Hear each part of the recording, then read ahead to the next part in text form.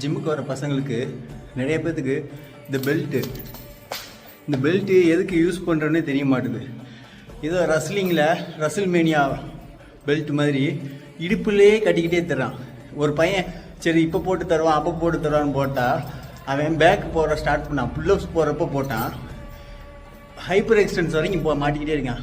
தம்பி இப்படிலாம் மாட்டக்கூடாது தம்பி. ஒரு செட்டு போட்டுட்டு பெல்ட்டுங்கிறது ஒரு நார்மல் வெயிட்டை விட கொஞ்சம் ஹெவியாக போடுறப்ப உங்களுக்கு பேக்குக்கு சப்போர்ட்டுக்காக போடுறது.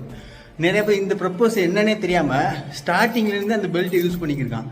ஒரு செட்டு போட்டு முடிச்சுட்டு எவ்வளோ டைட்டாக போடுறியோ அந்த டைட்டோடையே நீ அடுத்த கிளாஸ் அப்படியே தொடர்ந்து போடுற. தயவு செஞ்சு அந்த மாதிரி பண்ணாதீங்க.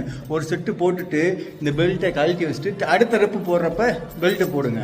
இன்னொரு கேட்டகரி இருக்கான், அந்த பெல்ட் எங்கே போடணுமே தெரிய மாட்டுது.